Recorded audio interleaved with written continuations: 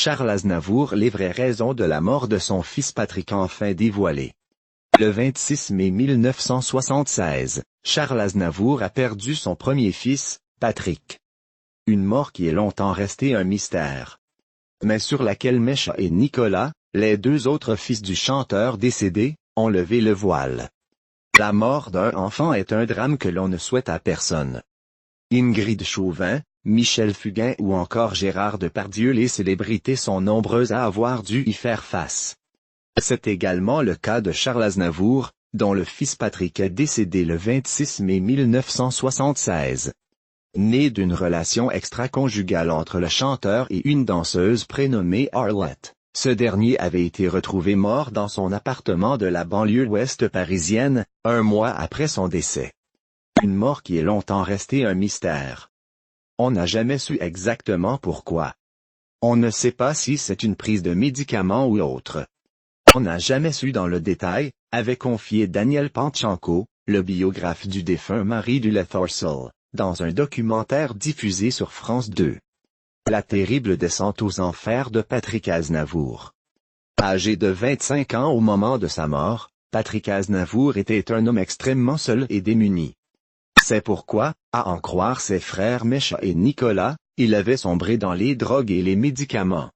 Pour la première fois, ces derniers ont accepté de témoigner et de dévoiler les véritables raisons de sa mort lors d'une interview accordée à Paris Match. Il prenait du Kaalude, une drogue récréative, une sorte d'amphétamine. C'est ce qui l'a tué, ont expliqué ces derniers. Également appelé Mandra, ce sédatif très puissant a connu un immense succès dans les années 70.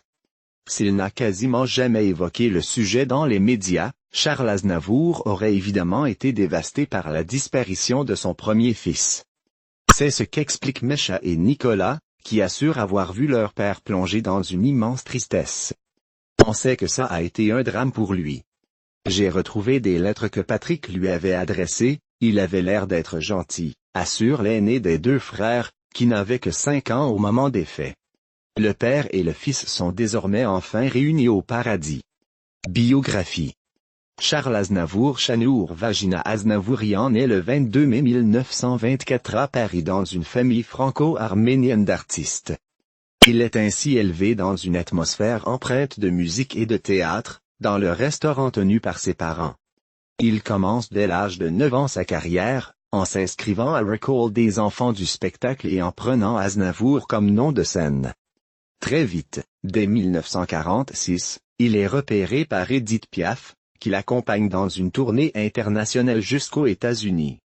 Cependant, malgré ses succès, on lui reproche son timbre et on lui déconseille de chanter. Ce n'est véritablement qu'en 1956 que sa carrière décolle. Un récital à Casablanca le propulse au rang de vedette. Dans la foulée, il joue sur Ma vie, son premier véritable succès populaire, à l'Olympia, puis interprète Je me voyais déjà à l'Alhambra, devant un public conquis.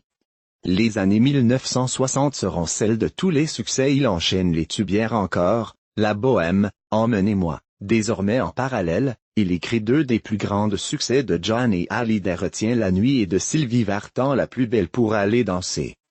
Si la plupart de ses chansons abordent des sujets romantiques, l'amour et le temps qui passe, Aznavour prouve avec, comme ils disent, chansons sur l'homosexualité, qu'il sait aussi s'engager.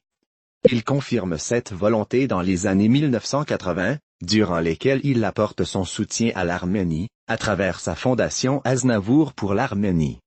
Charles Aznavour est l'un des géants de la culture française. Il a joué dans plus de 60 films, a composé plus de 1000 chansons, chanté dans 6 langues différentes et a vendu plus de 100 millions de disques à travers le monde. Le 1er octobre 2018, le chanteur meurt à l'âge de 94 ans. Marié 3 fois, il a 6 enfants. Seda 1947, Charles 1952, Patrick décédé à l'âge de 25 ans, Claudia 1969, Mecha 1971 et Nicolas 1977.